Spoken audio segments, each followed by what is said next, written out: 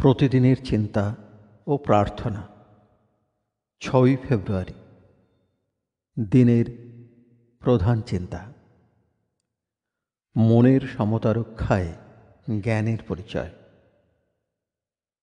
মুখস্থ করা যায়। করিও না সুখের আশ, দুঃখেতে রহিও উদাস। সমতার দণ্ড পরে দৃঢ় পদে রহ তুমি স্থির। সুখেরে চাহিলে পরে দুঃখ হতে নাহিক নিস্তার। যমজ ভগিনী সম অবিচ্ছেদ্য দোহে তারা, রহে যেন আত্মা তব প্রশান্ত সুধীর, আনন্দ ও বিষাদের মাঝে। উপদেশ। যখন আমরা শরীরের কথা ভাবি তখন সহজেই উত্তেজিত হই।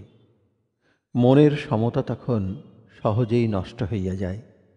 কিন্তু যখন আমরা আত্মভাবে উদ্বুদ্ধ হই তখন আমাদের স্থিরতা অক্ষুণ্ণ থাকে।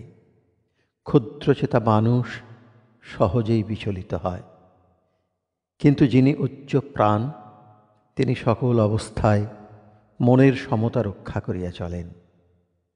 ইষ্টনিষ্ঠা যখন এমন হয় যে তাহার জন্য আমরা বাঁচিতে বা মরিতে রাজি হই, তখনই আমরা সকল পরিবর্তনশীল অবস্থার মধ্যে শান্ত হইয়া থাকি।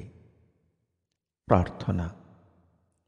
হে প্রভু, তুমি অপরিবর্তনশীল, তুমি চিরন্তন। তোমার প্রতি এমন বিশ্বাস আমাকে দাও যেন আমি তাহার জোরে সকল বিঘ্ন আর সংগ্রামে জয়ী হইতে পারি এবং গভীর শান্তি ও প্রশান্ত ভাব লাভ করি। প্রভু, তুমি আমার সহায় হও যেন আমি সকল ভয় ভাবনাকে ঝাড়িয়া ফেলিতে পারি। তুমি যে নিয়ত কাছে থাকিয়া রক্ষা করিতেছ, এই অনুভূতি লাভ করিয়া যেন আমি শান্ত হইয়া থাকি।